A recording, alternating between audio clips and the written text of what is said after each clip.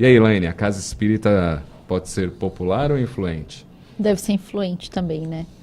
Claro que uma casa popular, quando se divulga uma casa, e a gente vê muito isso quando naquelas casas que tem trabalhos de cura, né, às vezes de psicografia, se cria uma popularidade, né, em torno daquela casa.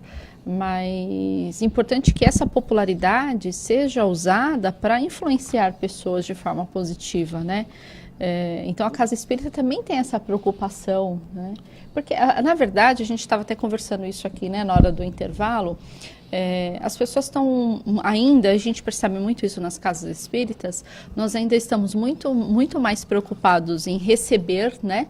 A gente ainda é muito mais pedinte do que autossuficiente, buscar a cultura, buscar o conhecimento para se melhorar, né? A gente busca as casas espíritas para receber. Então, a gente quer um aconselhamento, a gente quer receber uma psicografia, a gente quer ir passar num tratamento e dali sair com todos os nossos problemas resolvidos. Sim. E a gente sabe que não é assim, né? Não é uma pílula que você toma e você sai curado.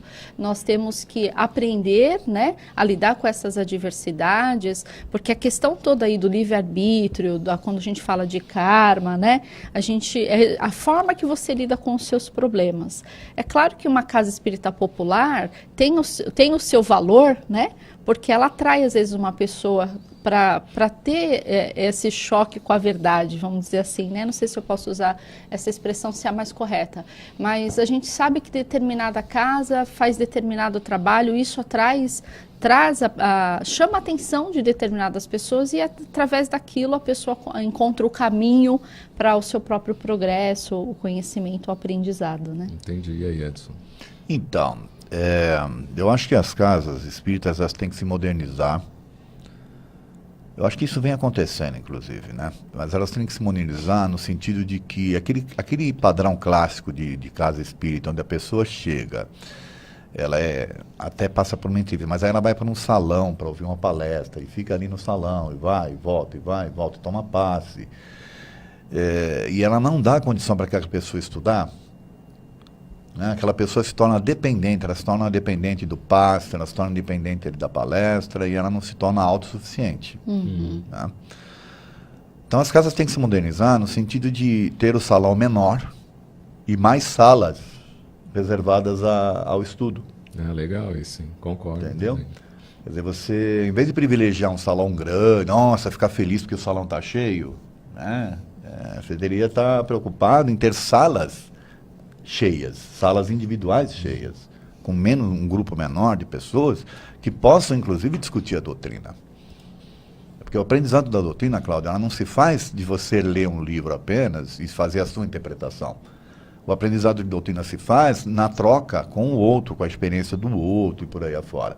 Porque isso amplia a sua visão, né, da doutrina em si. Sim. Porque cada um de nós aceita a doutrina de acordo com o que vai no nosso íntimo, de acordo com as nossas necessidades. E passa isso para o outro. Aí quando você ouve a experiência do outro, aquilo pode ser um fator transformador para você, entende? Até de mudar os seus conceitos, né? Então eu penso nesse sentido. Graças a Deus nós conseguimos fazer isso no Manuel Bento, tá? Eu até peço desculpas de estar falando do Manuel Bento aqui como um exemplo, mas nós conseguimos ter um salão lá com 300 pessoas, só que nós temos 8 salas de aula. Né? Bastante. São 8 salas de aula onde você tem turmas. Hoje nós temos 1.100 alunos fazendo cursos lá.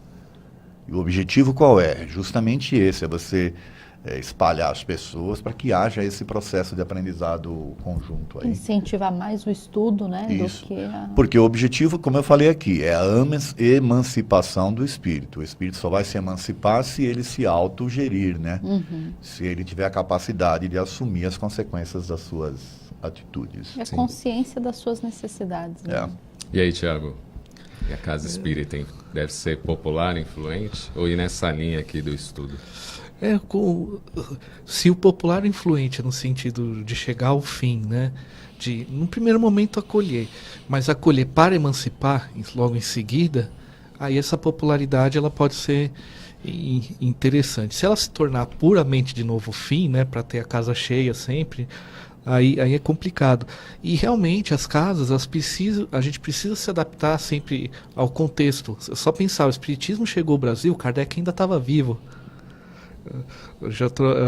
Já tinha gente fazendo jornal espírita, o Kardec vive. Então, no momento em que a maioria dos brasileiros eram analfabetos, então se criou esse sistema de palestra, porque as pessoas não sabiam ler para poder estudar em casa. Então, você tinha que chegar alguém na frente, ler em voz alta os livros, porque senão ninguém tem acesso. A gente está em outro contexto.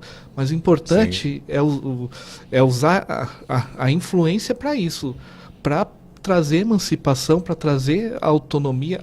Acolhimento é essencial, mas o verdadeiro acolhimento é encaminhar para a emancipação, porque aí a pessoa tem condições de lidar com suas questões internas. Exatamente.